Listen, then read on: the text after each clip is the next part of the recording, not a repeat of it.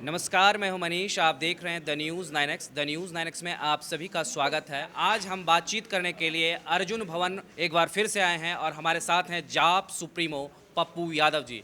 ऐसे इनका पूरा नाम राजेश रंजन उर्फ पप्पू यादव है। हमारा पहला सवाल रहेगा सर, जब से महागठबंधन की सरकार बनी है आप थोड़े ढीले हो रहे हैं, ऐसा लग रहा है जनता को। अच्छा, एक बात बताइए। महागठबंधन की सरकार के बाद ही ना कटिहार की घटना घटी, हम बकस दिए। महागठबंधन के सरकार के बाद ही ना छपरा की शराब घटना घटी, तो क्या हम बकस दिए? महागठबंधन की घटना के बाद ही ना छपरा की घटना घटी, यादव राजपूत में शुरू हुआ, तो क्या हमने सरकार को कटघरे में नहीं लाया? अभी मॉब लिंचिंग भी उसमें सरकार को नहीं लाए। 9 मुखिया मरे, उसमें नहीं लाए। आप हमको बताइए ना। अभी सिवान में मुखिया बने, नहीं लाए। अभी मारते मारते अंसारी को मार दिया, वहाँ घटना में नहीं लाए।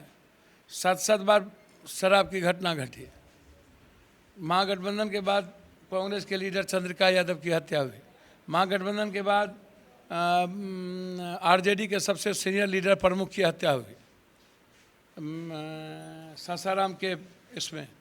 कौन सी ऐसी घटना है जहां महागठबंधन की घटना घटी, जहां हमने अपनी सरकार को आईना नहीं दिखाया या आंदोलन हमने नहीं किया?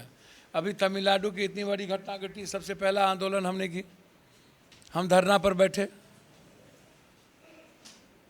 अब अपनी सरकार के खिलाफ हम देखिए, मेरा कोई सरकार से लेना देना नहीं है, सरकार से कोई लेना देना नहीं। आइडियोलॉजिकल बिल्कुल कोई लेना देना नहीं, बिल्कुल नहीं लेना देना। ना 3 में, ना 13 में, ना राधा के 9 मन तेल है, न राधा नाचियन। हम कहाँ से आते हैं भाई? हम वैचारिक रूप से कांग्रेस के आइडियोलॉजी के साथ हैं। वैचारिक रूप से मैडम तो कांग्रेस में ही है। मैडम कांग्रेस में है, मैडम लीडर हैं, कांग्रेस में है। वो कंप्लीट रूप से एक प्रखर और विनम्र जो राजनीति है वो करती हैं।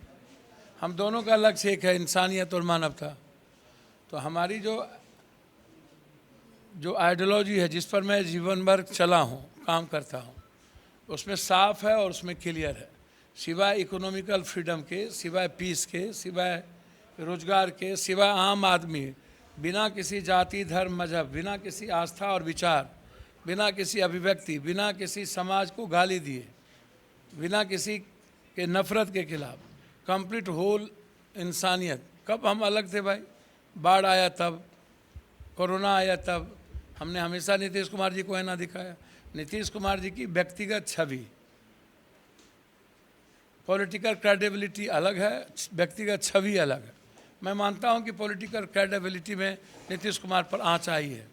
कई बार कभी आप गए, फिर आए, फिर गए, फिर कई मुद्दों पर चीज़ें हुई।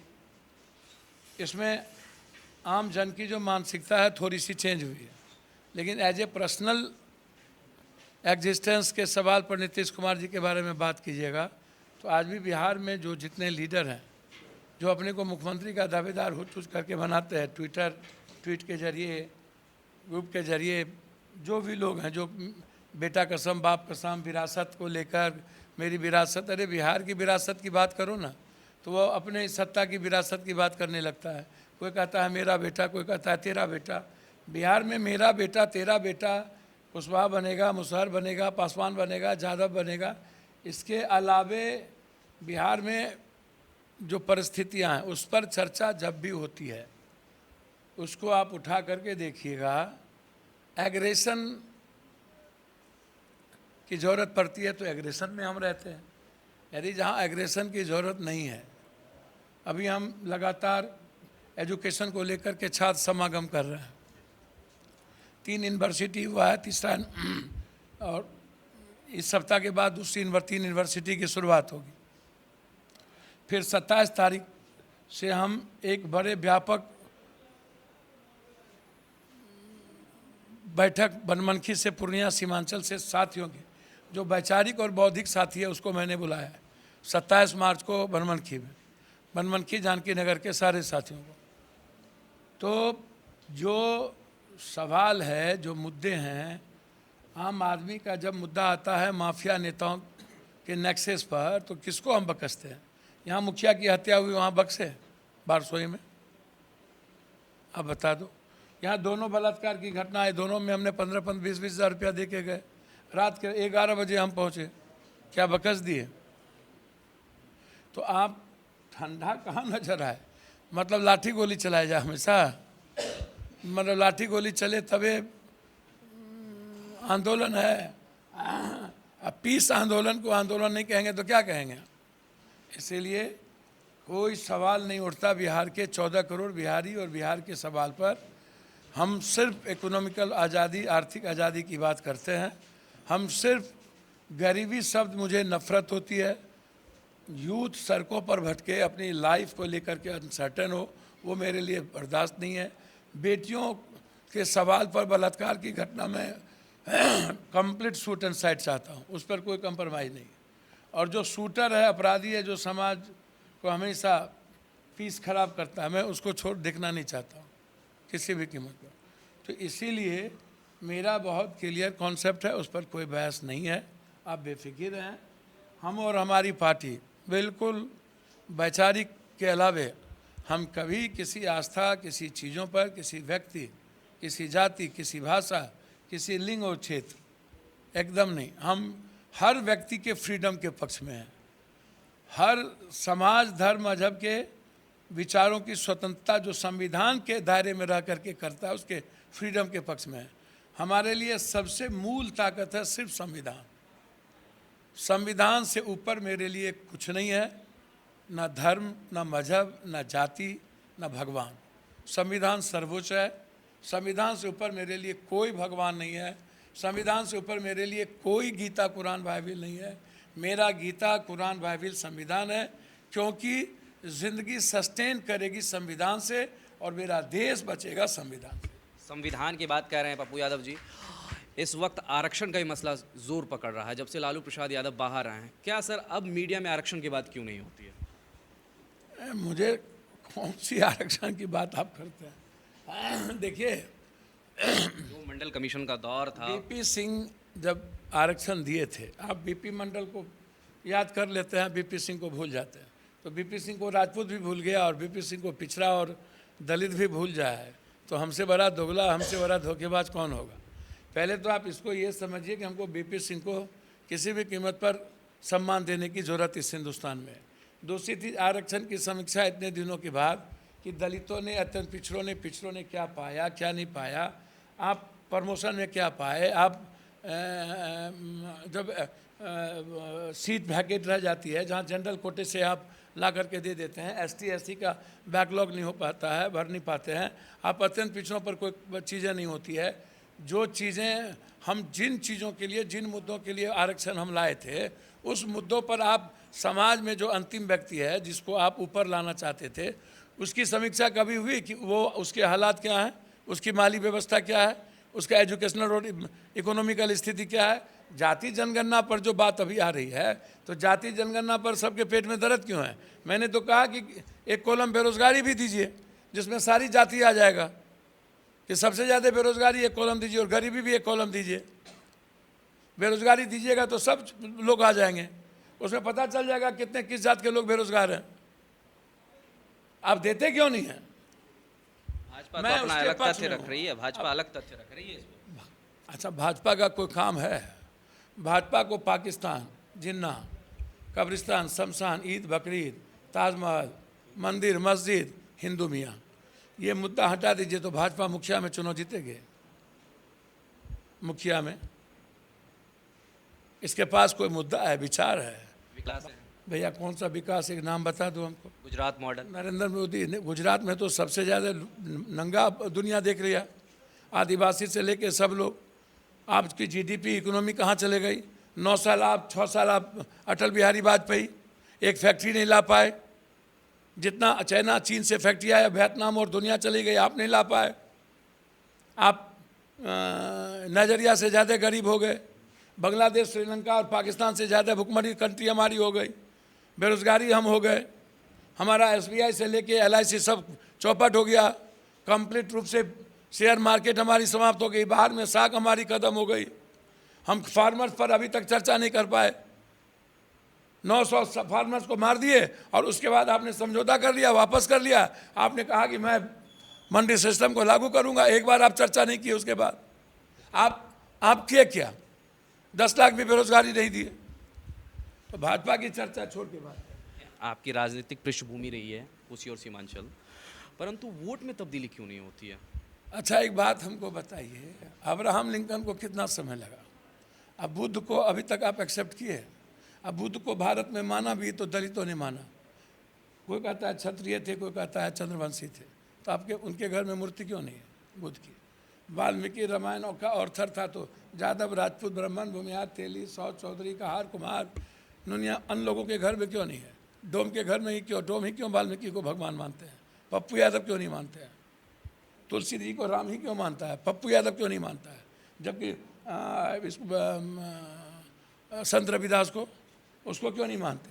आप दलित के नायिका जितनी थी, अहिल्या कौशल्या से लेकर के बाला भाई, क्या कहते हैं, सावित्री, आप उसको क्यों नहीं भगवान मानते हैं? क्यों नहीं मानते हैं? जिसने बदलाव किया है, जो चेंजर थे, हम उसको क्यों नहीं एडॉप्ट करते हैं? आप जो फालतू बात करते हैं हमेशा, एक बार भी विकास की बात करते हैं? बाजार कहाँ से कहाँ चली गई? कोरोना के बाद आप सब कुछ समाप्त कर दिए। तो कितना दिन लगा इन लोगों को? आप हमको बताइए। आप किसको सम्मान देते हैं? पप्पू यादव को इतना जल्दी, इतने जहर के बाद इतना जल्दी आपको? हम 83 में मुखिया बने खुर्दा के, उसके बाद सुप्रीम कोर्ट ने उसको पूरे देश के मुखियाशिप को ख़त्म किया। 89-90 में हम एमएलए बने, 84 में हम सलमारी कॉलेज और गए। तब से लेकर के आज तक हम सड़कों पर हैं। 56 साल हमको हो गया। कभी बीपीएससी, कभी यूपीएससी, कभी नियोजित, कभी एसटीटी, कभी सीटीएट, कभी इंजीनियरिंग, कभी अमीन, कभी कुछ लगातार लाठी खा रहे, सड़कों पर हैं। अब हमको आप कहिएगा किसी को माय बहन करने, बेटी रोटी करने, वो सवाल तो देखिए। राजनीति में क्या है? राजनीति में जितना बड़ा दोगला तेगला होइएगा उतना बड़ा नेता हो जाइएगा। आप अपॉर्चुनिस्ट बनिए, स्वार्थी बनिएगा, लोभी लालची। अब आप क्या उम्मीद करते हैं?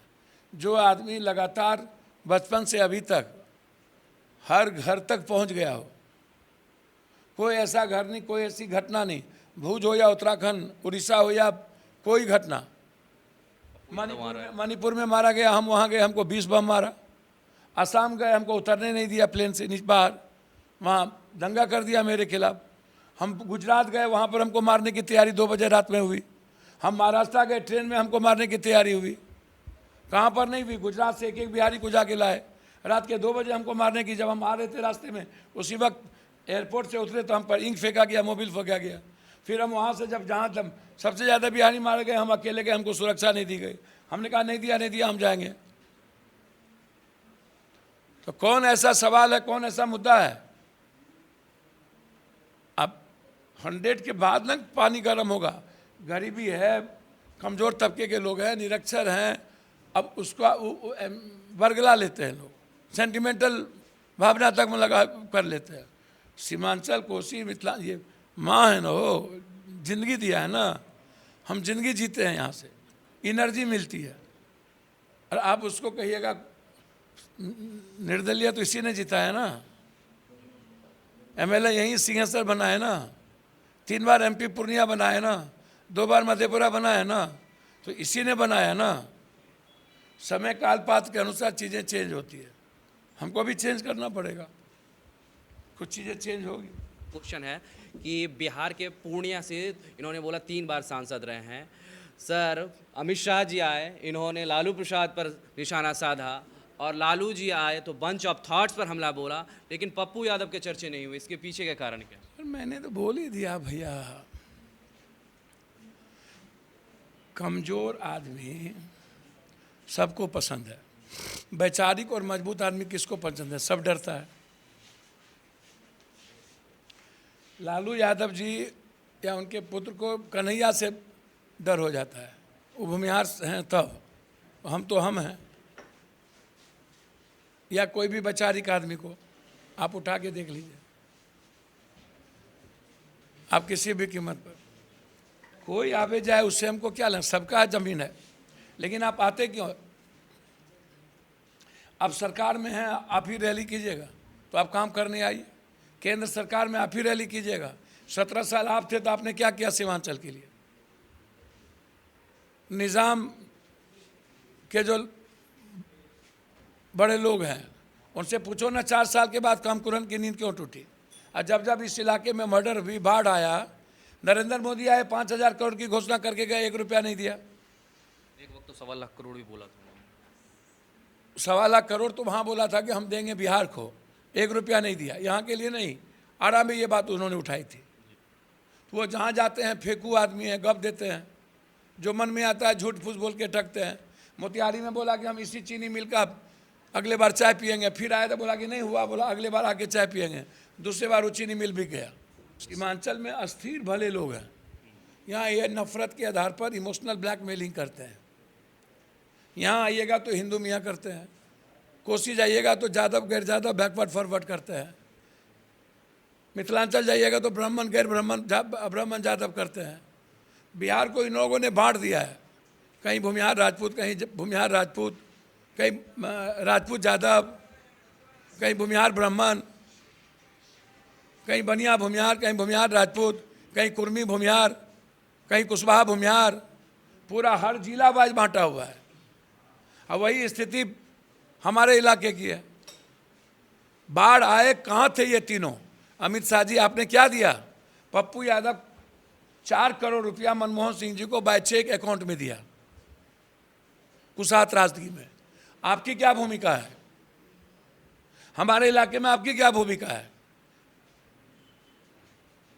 हमारे घर में, हमारे अंगने में आपका क्या काम? जब आप मकान पे चर्चा नहीं करते हैं, आप पान पे नहीं करते, धान पे नहीं करते, माछ पे नहीं करते, मक्का पे नहीं करते, फूड प्रोसेसिंग पे नहीं करते, जूट मिल पे नहीं करते, चीनी मिल पे नहीं करते, हमारे यहाँ एजुकेशन इन्वायरमेंट नहीं है, पलायन को आप रोकने की औकात नहीं है, फैक्ट्री लगाने की औकात नहीं है। 1.25 करोड़ मजदूर पलायन में 60% मेरे यहाँ से जाता है। तो आप करना क्या चाहते हैं? कैसे हिस्ट्री चेंज करेंगे? आप यहाँ आकर के गाली गलौज करिएगा। एक आदमी आता है तो नफरत पैदा करता है हिंदू मियाँ का, एक आदमी आता है तो जात की बात करता है, एक आदमी आता है तो कौम की बात करता है। सीमांचल की बात कौन करता है? सीमांचल के लोग अपनी तकदीर लिखना खुद जान लेंगे। जब हम दुनिया की तकदीर लिखते हैं मजदूर बन के, गरीब बन के, तो अपनी तकदीर भी लिखना जान लेंगे। थोड़ा समय लगता है। इन लोगों ने बहुत इस्तेमाल कर लिया मेरी माँ और मेरी घर को। तो इस परिस्थिति में कोशिश होगी मेरी, हमेशा प्रयास करेंगे कि सीमांचल का इस्तेमाल ना करें और सीमांचल के लोग अपनी ज़िंदगी खुद तय करें। मेरी कोशिश होगी। और सीमांचल ये सौदागर लोग हैं, अखाड़ा नहीं बनने देंगे, भावनात्मक एक्सप्लॉयटेशन नहीं होने देंगे। प्रयास करेंगे हम अलाउद्दीन के चिराग नहीं हैं, आकाश गिरेगा टिटी की तरह टेक नहीं लेंगे, लेकिन हर घर तक, हमारे हर परिवार से, हर घर से रिश्ता है, हर घर से। हम प्रयास करेंगे हमारी माँ का सौदा ना हो, हमारी मिट्टी को कोई इमोशनल ब्लैकमेलिंग ना करे। मेरा सीधा सवाल है कि जब कोई घटना घटती है, मर्डर, दंगा, नफरत, बाढ़, सुखाड़, जब कोई परिस्थिति आती है तो ये तीनों कहाँ होते हैं? बस इस्तेमाल मत करिए और चुनाव के समय इसको अखाड़ा मत बनाइए। चुनाव जब आता है तो यहाँ से आप चुनावी आगाज करने लगते हैं, बस नफरत के लिए ना, वोट बैंक समझते हैं इसको। दुनिया के सबसे जितना बड़ा इंडेक्स है डेवलपमेंट का, सबसे निचले पायदान पर सीमांचल है। क्यों? हेल्थ में नीचे, एजुकेशन में नीचे, इकोनॉमी में नीचे, गरीबी में सबसे ऊपर, फार्मर्स की स्थिति बुरी। वाई? चलिए, बहरहाल आपको हमारा इंटरव्यू कैसा लगा, आप अपनी राय हमारे कमेंट बॉक्स में ज़रूर दें। अगर आप हमारा वीडियो फेसबुक पे देख रहे हैं तो हमारा फेसबुक पेज लाइक करें। अगर आप हमारा वीडियो यूट्यूब पर देख रहे हैं तो हमारा यूट्यूब चैनल सब्सक्राइब कर लें, क्योंकि 2.5 लाख का परिवार हो गया है। शुक्रिया।